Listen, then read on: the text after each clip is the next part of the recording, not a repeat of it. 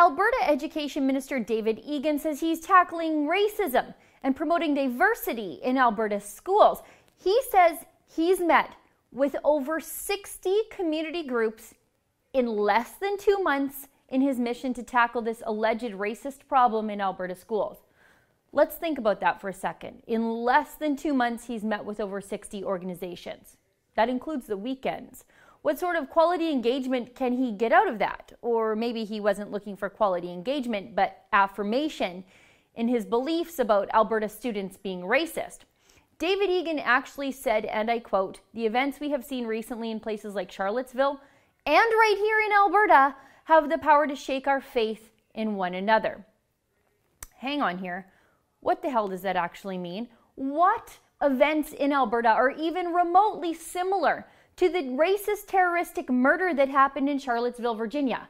What on earth have we Albertans done to deserve this sort of libel from a government minister against us? Is this because we're primarily conservative? Remember, these are the same government folks who called those of us who oppose the carbon tax xenophobic. But if David Egan does want to start looking for racism, let me point him in the right direction. If David Egan is truly concerned about hate crimes, it's time for a little self-examination and introspection from progressives like him. Let's take a look at what the hate crime statistics show about Edmonton. You know Edmonton. It's a progressive hellscape with its progressive mayor, its progressive council, and its hotbed of NDP MLAs. It's got an overrepresentation of government workers and public sector unions.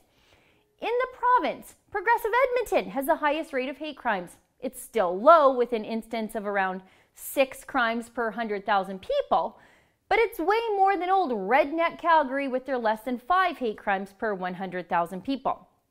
Now, that's probably for a couple of different reasons. For one, it has been my experience that progressives generally are more racist, especially towards Jews. And the statistics do show that Jews are the largest target of hate crimes in Canada. But there's another thing at play here.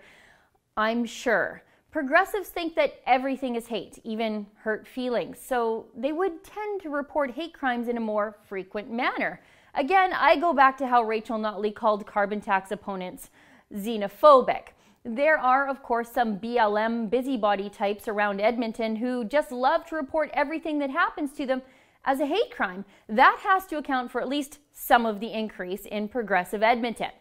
I know Alberta. I've lived here my entire life. It's not a hateful place. We're one of the most welcoming places on the entire planet. All you need to live here is a strong work ethic and you should be fine. But Minister David Egan, well, he has a solution, and so he went looking in search of a problem. His solution is more government, more control in our children's schools, and more of his progressive agenda. He just had to find enough people to call Alberta racist to get the job done. For the Rebel.media, I'm Sheila Gunn-Reid.